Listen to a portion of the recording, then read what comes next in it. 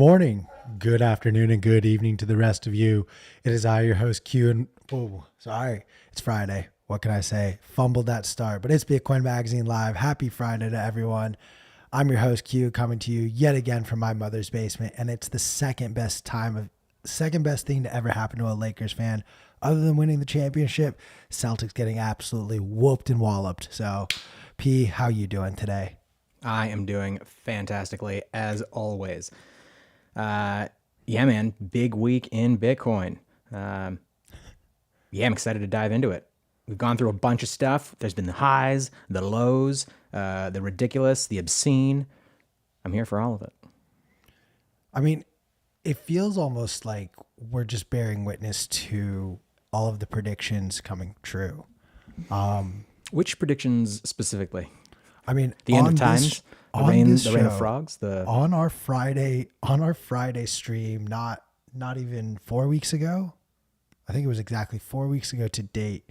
We had Corey Clipston on, and we were talking about the unraveling not only of Luna and Doquan's scammery, but he began during that same week and on our show called out Mashinsky and called out Celsius. And here we are now, bearing witness to it. And we'll link in the description, everyone to be able to go back and check that Corey Clipstein interview out. Roll the tape. I'm kidding. We don't have that ability. We can't roll the tape. Honestly, I just thought of that in this moment. Like, it was a Friday stream. He was our last ever guest on a Friday because we stopped doing guests on Friday so that you guys could just hang out with us. Are we saying that the two of us produce higher quality content than anyone else ever could? No, but we are strongly implying it. No, we're holding everyone hostage. That's exactly what's happening. You and I are more just accurate description. Garbage people compared to the high quality guests that we bring in. This is us just kicking it. I'm not going to lie. I definitely waked and baked this morning. I think I'm going to have to stage an intervention for you, man. You're going to wake up and I'm going to inexplicably be sitting on the end of your bed and you're going to be like, you don't even live in this state. What the fuck are you doing here? And I'll be like, Q, I need to talk to you about something. And you're going to be like, I'm sorry. How did you get into my fucking house? I'm going to be like, don't worry. And then your mom and your dad are going to come in. Chris, our producer, is going to walk in. David Bailey, our CEO, he's going to walk in and you're going to be like, I am so confused right now. And then we're going to talk to you about the fact that you are a Lakers fan.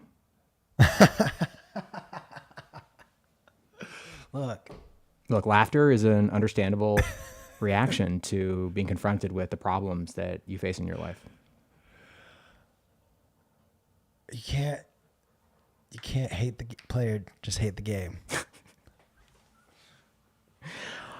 All right. I just wanted to troll some of the Celtics fan. I'll take the hat off also because you look dope, man. To be out and about and doesn't need to be hidden in this hat. But the Black Mamba jersey will stay for today. All right. So Celsius unwinding.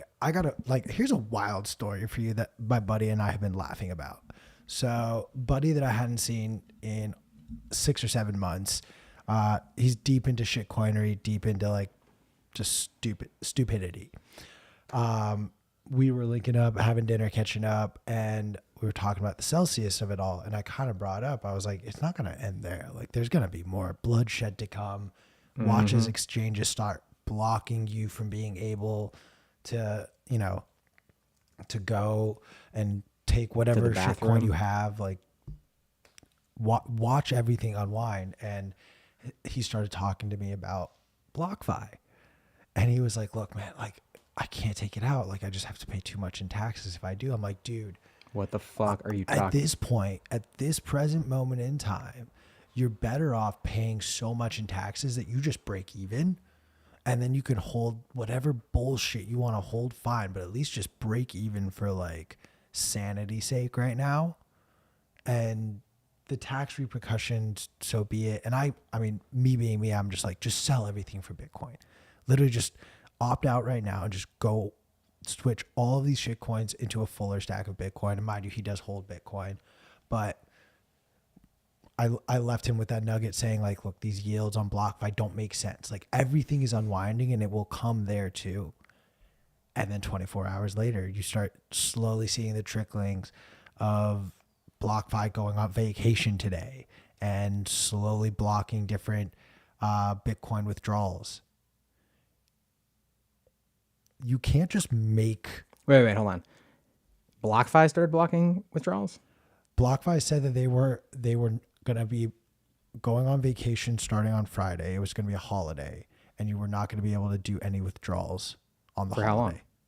So long as they're on holiday. Wait. So one thing I'll say is, in terms of context, if you were in the last bull bear cycle of Bitcoin, this was an extremely common thing, right? Basically, exchanges would have technical difficulties whenever there were major market moves, because their liquidity would get all jacked up. So it's not, honestly, in the 2017 run, there wouldn't even, the website would literally just go offline. And, everybody was like, yep, this is how Bitcoin do when it comes to exchanges, right? Because if you have your Bitcoin on an exchange, what you actually have is an IOU. But in this cycle, we've seen, because there is much more interest, there is much more capital deployed, we've seen an improvement, and that happens less and less, but it still happens. So I'm trying to make the distinction between, is this just normal, market kind of action bullshit that exchanges do, or is there more going on here and there's something actually happening with BlockFi? Or we don't know. I think we don't know. I think this is just developing in real time, and I think it just goes back to this idea that these platforms that have been offering you yields, dude, Coinbase and Gemini do as well. You can stake whatever bullshit you bought on their platform, and most of their cryptocurrencies offer you some sort of staking option. So I think this idea of staking, it's unwinding. And I think if you're the last bag holder, unfortunately, you're going to be left with nothing in the bag. So on that note, this is not financial advice. This is pure speculation. This is just a conversation between two people that you are all eavesdropping on, and no financial decisions or conclusions should be drawn from this conversation. So Did I say all of that right, P? Yes, absolutely. And this goes back. So two things. One, I'd be very curious to know more about the BlockFi situation. I suspect that it's just their standard kind of oh, shit's happening. We're basically freezing withdrawals, or our website is down. It depends on the messaging. I haven't reviewed that story specifically, but I'd be very curious to know if it's if they literally just said for an unspecified amount of time. The fact that they used, if they really did say we're going on holiday and it's not a holiday, that's kind of weird. Who knows what's full going on disclosure, there. Sunday is Juneteenth, but most the stock market's but open that's today. Not a thing that financial. But no, the stock market is closed Monday for Juneteenth. Oh shit! Yeah. All right. Well, because it's now a federal holiday, they are. But I don't know too many. The stock market's open today. Yeah, it's just today's not bullshit. a banking holiday. Yeah. Monday is. But also, Bitcoin operates 24/7. Exactly. That's the bigger part. I see the comment in YouTube from Slack, Slayer CK13. BlockFi does this every holiday. They're just like the banks. Well, okay. Bitcoin's not. Strike's not. Cash App's not. Well, but none of those are sponsors. No. But the context is important though, because if this is behavior that BlockFi always does, I wouldn't know. I have no interest in using BlockFi. But it sounds like this is basically what they always do. They always go on holiday. And so to me, that's a little bit less alarming, because it's this is just how they always do. But also if you have your money in websites that promise you yield, you should probably take control of your own Bitcoin. Not your keys, not your coin, not financial advice. One thing that you just reminded me of as well that I want to talk about is, over the last 2 days, we've had, wonderful, informative, very meandering conversations of the type that I traditionally have, where we were talking about the importance of taking control of your own keys and moving your Bitcoin off exchanges. One thing I didn't do is give the like legal disclaimer and also the real like heartfelt disclaimer, I think strongly enough. The legal disclaimer is nothing we say on this show is financial advice, blah, blah, blah. Your own responsibility, not financial advice. This is just for fun, right? That's important for legal reasons. But the also the heartfelt disclaimer, which I mean truly is, and I said this yesterday, it is important to understand what Bitcoin actually is and to take this radical financial responsibility, self-responsibility, and hold your own keys. But it is even more important that you do it on a timescale and in a way where you actually understand what is happening.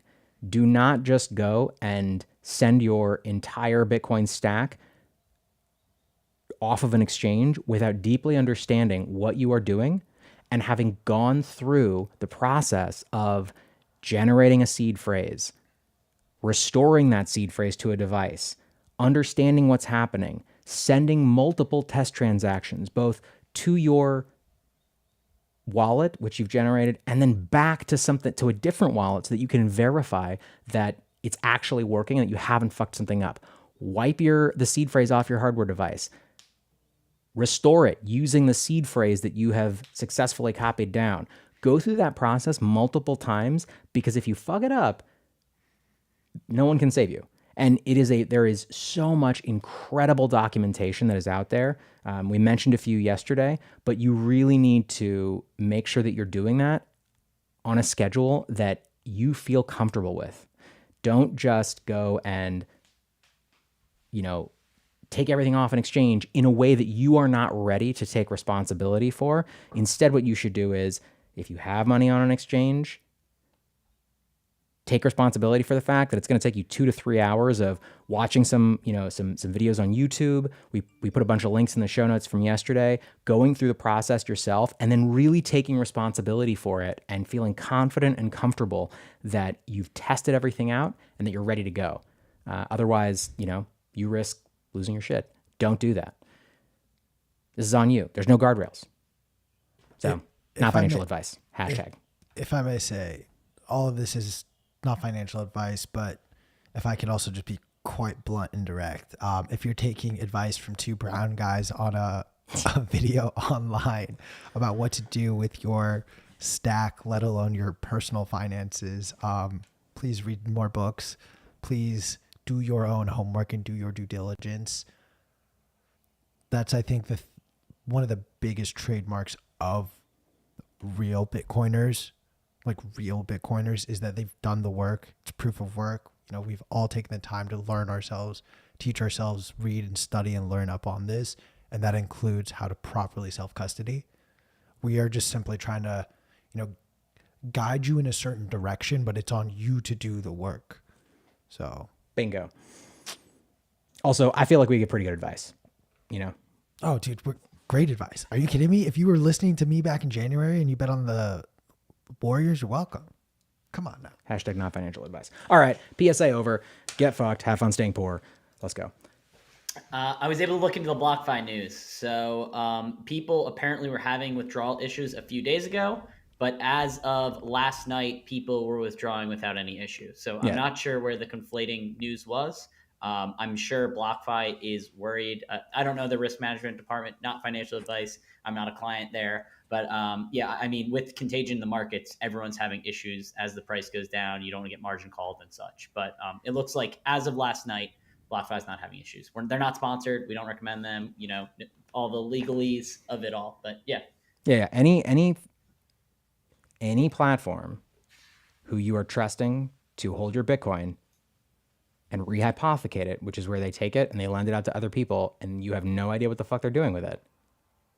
You should be very suspicious. But it sounds like this is all just classic, major market moves, major moves in the price of Bitcoin, liquidity issues. Doesn't sound like there's anything as of yet going on with BlockFi.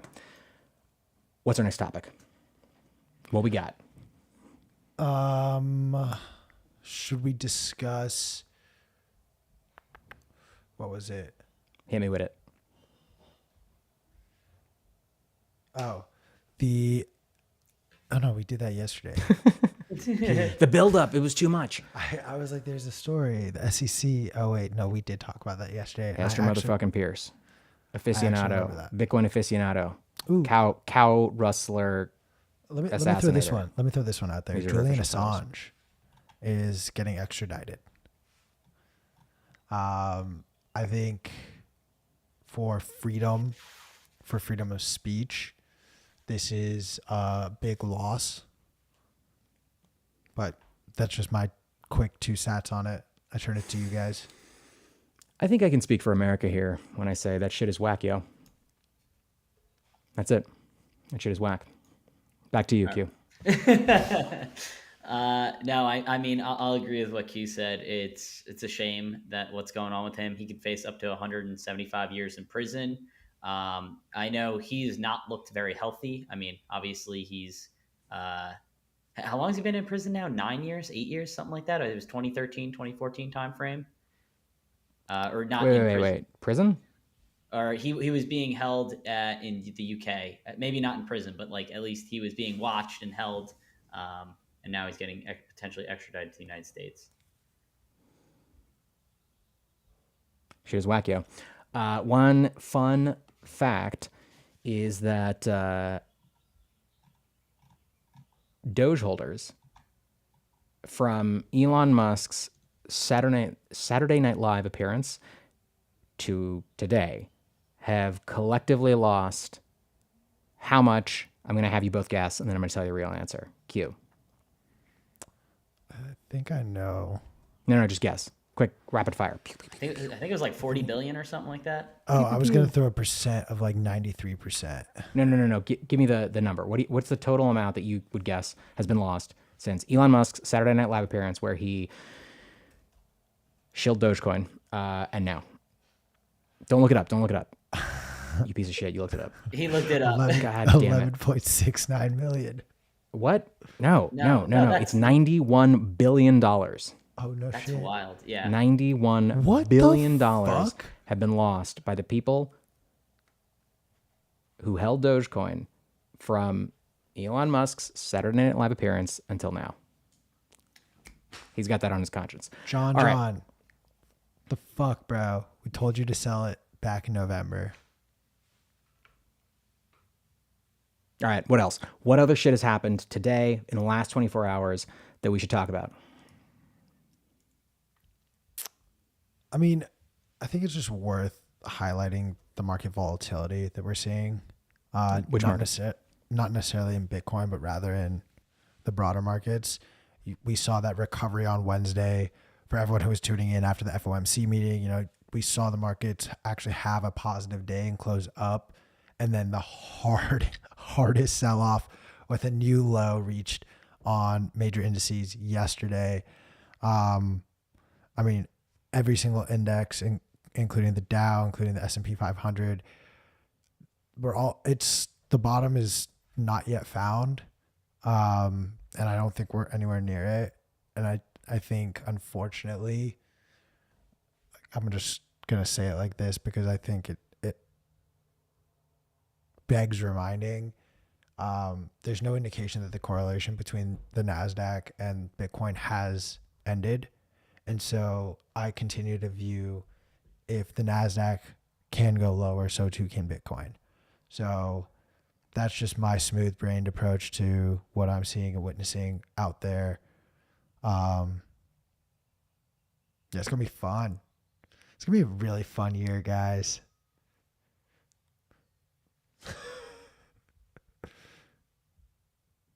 P, you're muted. I got you. D++, friend of the show, plugin aficionado, Lightning Master, came on Spaces yesterday. I think it was yesterday, and was talking about her experience. By the way, if you don't follow D++ on Twitter, you absolutely should. She's incredible. She was talking about how she has internalized the fact that we are actually in a Bitcoin bear market. And we were riffing on that, and she was saying, I was reflecting on the bullish sentiment that I've had and the things that we all have said, and I had to recognize that this is the this is the time to stack. We are now in, this period where the work gets actually done, and, it's a generational buying opportunity. But I thought that was interesting because she's one of the most bullish people that I know. And that is to say, she has never been more bullish on Bitcoin. But we're in the trough of the cycle, my friends. This is when you set up your DCAs. This is when you stack. And then as we hit that halving, price tends to skyrocket. It always has. # not financial advice. I was just going to say, not financial advice, but do your own due diligence. What are the other things? I need to just get that tattooed on my head so that when I say things like, if you don't buy Bitcoin, listen, your future generations are going to hate you. Your family is going to talk about you as the person who fucked up everything. You know, in movies when there's like some like weird generational curse, there's like someone who gets really angry and they're like, and they curse, for generations. And then the whole plot is around removing the curse because all the shit that who cares? That's what's going to happen to you if you don't buy Bitcoin. # not financial advice. Do your own homework.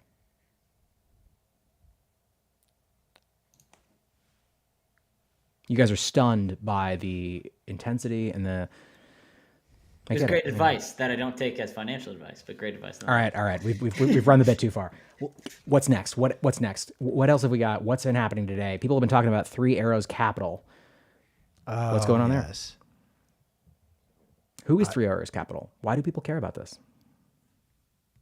Aren't they? I truly am not too familiar with it. I'm just, watching Dylan LeClaire and David Bailey kind of spar against Three Arrows on Twitter. No shit. Is there some affiliation with GBTC and them? I honestly, I played it off like I was like leading you on, like, tell me the thing I already know for the audience. I don't know shit. Chris, can we pull up some interesting Twitter threads so that we can learn together as a group and... Yep. I can caveat this a little bit. So while I'm looking it up, Dylan LeClaire. They failed to meet a lender margin call. Oh, interesting. They also, I'm pulling it up right now. Share screen. They own 5.6% of all outstanding GBTC's shares. Oh man, I should zoom in definitely. Yeah, I can't see shit. Nope. Yeah, there we go. That's the stuff, baby. So I know this is blurry. Three Arrows Capital, the top one. Their position size is 38,888,888. Wow, there's a lot of eights in there. But they own 5.62% of outstanding shares of GBTC. So I think they're technically the largest holder of anyone besides, obviously, I guess maybe some of the founders of GBTC, but they have largest corporation with it at least. So yeah, this is a reply to Dylan LeClaire. He was looking at that. As of right now, the last time that they had to file a change in position was December 31st, 2020. It looks like. So this does not look like they have dumped the shares yet. But if they have failed to meet a margin call, that can unwind and change. So very interesting for sure. So yeah, GBTC might get hammered harder already than they already are. And I think Dylan was saying that they are at a 50%. Let me look at the 50% to NAV, meaning that they are below premium to NAV asset value of Bitcoin. I'll pull up the stock checker in a sec. Yeah, and so just for the audience, GBTC, Grayscale Bitcoin Trust, in the last bull run and leading into it, they were trading, or rather they have historically traded outside of this bull run, the current one, at a massive premium. And there's a lot of kind of supposition on why that was, but it's, as I understand it, pretty much accepted that it was because, institutions previously, it was very difficult for them to own Bitcoin directly and not feel like they were at risk for regulatory something. So what people did is they would buy shares in GBTC instead. And that meant that GBTC was trading at a significant premium to NAV, which means that, it was trading, I think at peak, the peak of the 2017 bull run, GBTC was trading at, I think, over 100% premium to NAV. That is to say, the spot price of Bitcoin, if you were to buy it on an exchange, when you bought GBTC, which owns Bitcoin and was a proxy for Bitcoin, it was trading at double the price essentially. And since then, it has fluctuated wildly, and it does on a day-to-day basis. You can look this up online.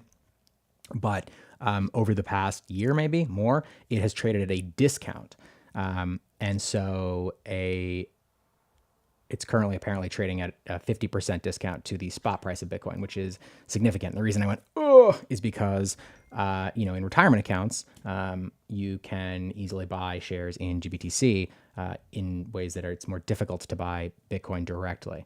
And so my retirement accounts are unfortunately in GBTC, which means dumbass. I'm hurting. So but you should have eventually, been as the buying price of wheat Bitcoin goes up, futures. I will recoup my losses. Hashtag not trading advice.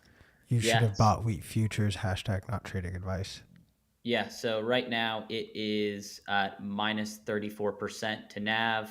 The current price is $12.39 per share, but that's like fractionalizing the Bitcoin basically. Like if one Bitcoin, and then they kind of break it up into shares basically.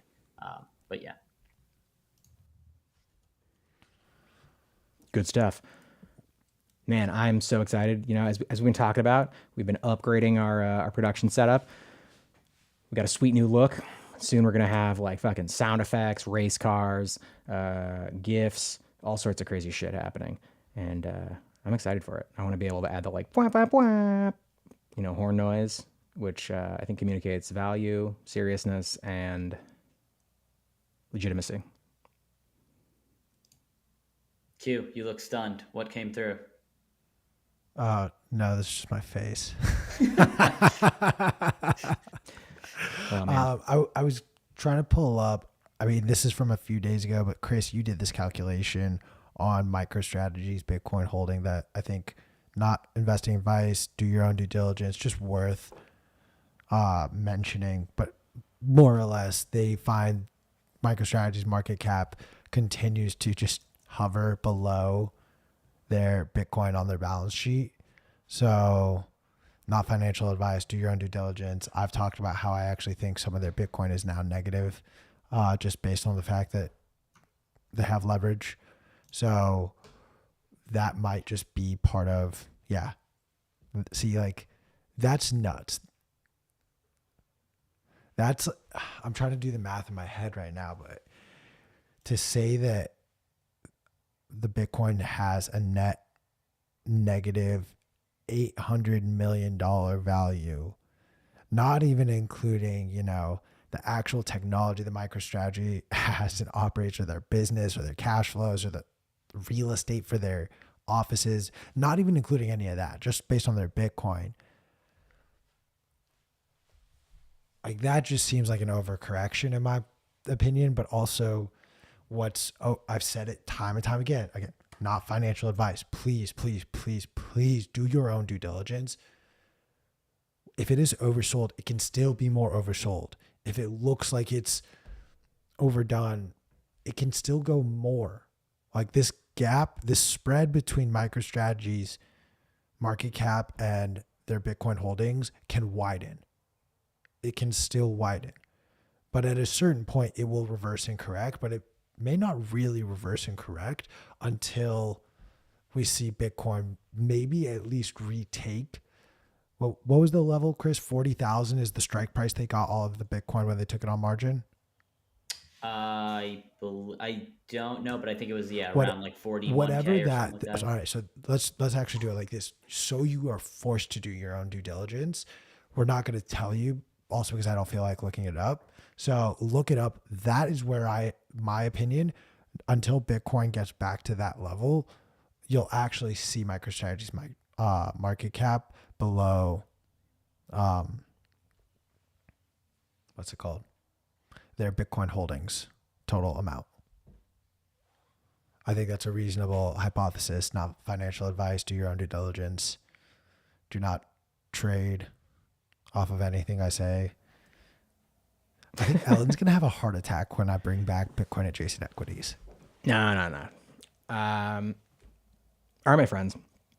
Shall we shift over to Spaces and continue the conversation there with the entire community? I'm going to take the thumbs up as yes. My friends, we're going to shift over to spaces. Get ready, put your adult diapers on, and set up those DCAs. Chris, let's roll the tape. Oh, yeah, real quick. If you do not buy on Strike, feel free to DM me and I'll send you a referral code so that you and I can both get $10 of free Bitcoin. Stop shilling. Not a sponsor. Oh, actually, wait, speaking of shilling though, Bitcoin 2023, we have an awesome announcement. I can officially announce another speaker. Who would that be? I'm like 99% sure he's going to speak, but Jesus, I'm just going to say. the buildup is fucking... All right. Tyler Evans will absolutely be speaking. You piece of shit. So we've given you two guys, David Bailey, Tyler Evans. Lock in your Bitcoin 2023 tickets before they go up in price. Our viewership numbers are just going straight into the side of the mountain. All right, my friends. Quickly give them a cut him off. Cut his mic. Chris, roll the closeout magic. Bitcoin and the great